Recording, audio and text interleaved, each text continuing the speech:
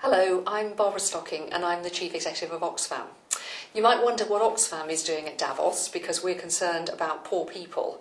The answer is there are many influential leaders at Davos, and I want to make sure that they're thinking about poor people in all of the debates that are held there, particularly what's happening with the economic crisis around the world and the way it's affecting poor people too.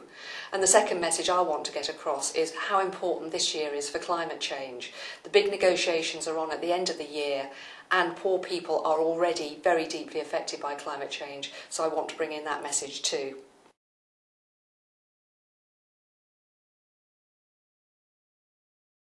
If there's to be effective global governance, it's got to involve everybody.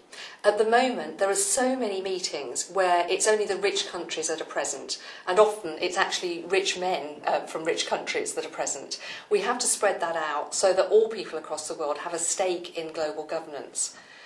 It's interesting that with the financial crisis that we're in, people are starting to question who should be at these meetings. And the meeting of the G20 countries in the UK this year is a good example of how change really is coming, because there will be developing countries amongst the G20.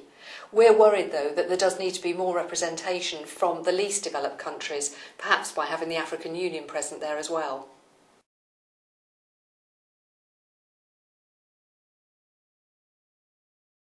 Before we start talking about what we want different in aid, let's remember how successful a lot of aid has been. For example, getting education systems going in Tanzania or health systems in Malawi. And there is plenty of money in the world for delivering the sorts of aid that are needed. You just think about the trillions that have been poured into the banking system. It's just a matter of political will to get some of that sort of money applied into poor countries.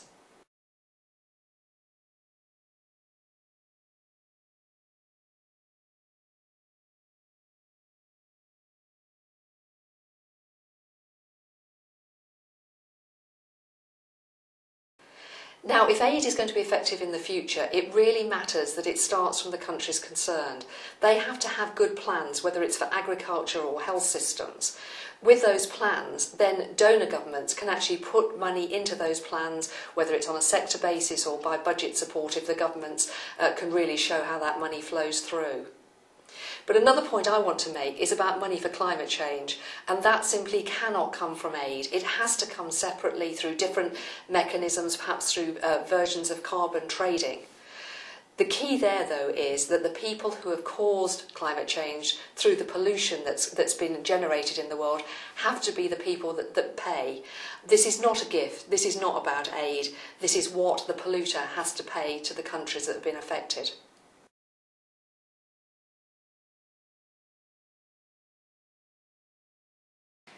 It's important to remember that there is an economic crisis in the world, and that affects organisations like Oxfam just as much as anybody, and that's at a time when poor people need us the most.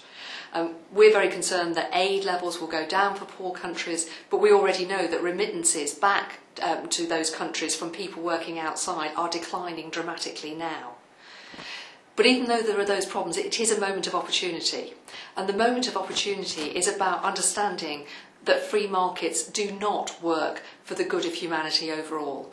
The crisis has shown that we do need much better regulation, not to drive our innovation, but good regulation so that financial systems work to meet the needs of everybody around the world.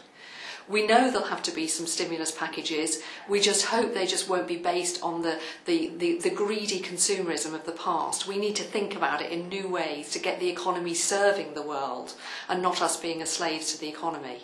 And of course, one way of doing that is also to think about climate change, that the investment, the stimulus that's needed really needs to go into low carbon economies, and there can be enormous investment there that actually gets the economy going again, but also meets the needs that will stop climate change continuing.